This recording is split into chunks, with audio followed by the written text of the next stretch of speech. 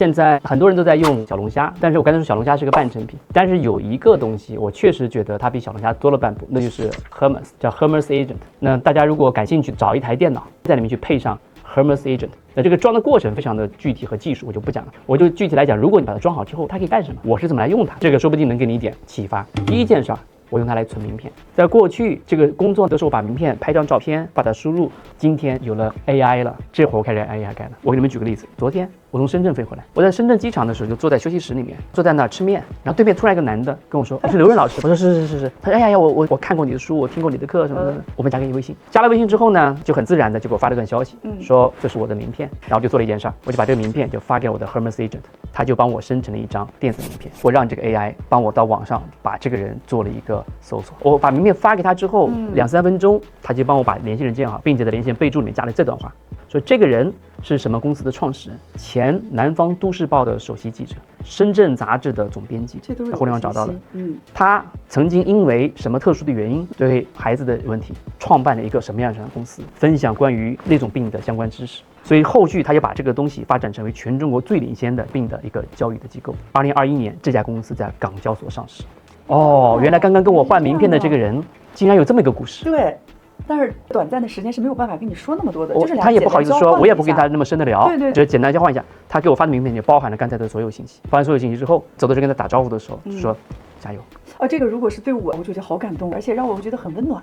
这是我用它的一个用法，这用法叫做名片。这个功能又扮演了一个更大的作用。有一天晚上，我就问了我的 AI 一个问题：我们即将要做一件事情，因为要做这件事情，今天晚上我大概4点钟落地深圳，你觉得有哪几个人是应该我去约见一下？他就把我的8000人的记录全部都看了一遍，说你应该先约这3个人见一下，因为这3个人大概能跟你把这件事儿给聊起来。这件事儿你跟他聊是最有价值的。那如果这3个人他们约不到，最近惠州在那个附近哪里还有这几个人，你也可以约他们聊一下。你要不要让我帮你写一个给每一个人的微信的文案，约他今天晚上出来吃饭？所以有人说 AI 能干什么？关键是你能想到什么。所以如果说最底层的事情，一个人去拥抱 AI，就是你得拥有私有数据。今天整理数据才是最有用的事情，因为所有人都能去问 AI，但是 AI 给的答案都是一样的，一样的，你有什么区别？就没有差异了。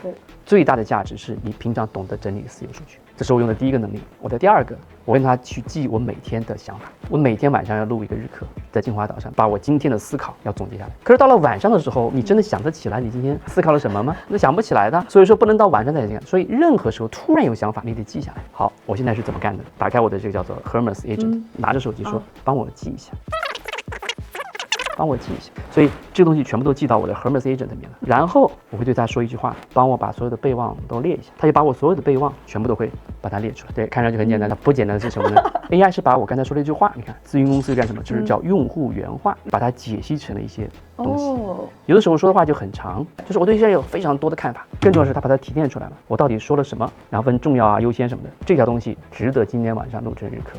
OK， 我再跟大家分享一个我作为个人用 AI 的一个东西，叫做学习资料。什么叫做学习资料？平常我会大量的在微信、在公众号、在很多地方看到很多有价值的东西，有的是一个视频，有的是一个小宇宙的播客，有的是有人在群里分享 PDF， 这都有可能。我会看到大量资料，这些资料我觉得都很有用，我要存下来怎么办？于是呢，我就干一件事儿，我现在要把这个文件就直接在微信里的任何地方，有可能是链接，就转到了我的4个小龙虾之一。它会按照如下的流程做事儿。它首先要做一大道的判断。第一，它是一个视频吗？如果视频，它会调用一些视频的下载工具，把这视频先下下。它是音频吗？如果音频，调用音频的下载工具。音频提出来之后，再把它解析成文字。如果解析完的文字文件是西班牙文的，还要翻译成中文。好，如果这个西班牙文的视频走完我的流程，就变成了有一个西班牙文的视频，有个西班牙文的音频，有个西班牙文的文字和一个中文的文字，4个文件，然后再加上一个中文的解读，5个文件。我今天只要做一件事情，这就是先看解读。看完解读之后，我对这件事儿就已经有了一个基本的了解了，我就不管了。如果有一天我需要找这个资料的时候，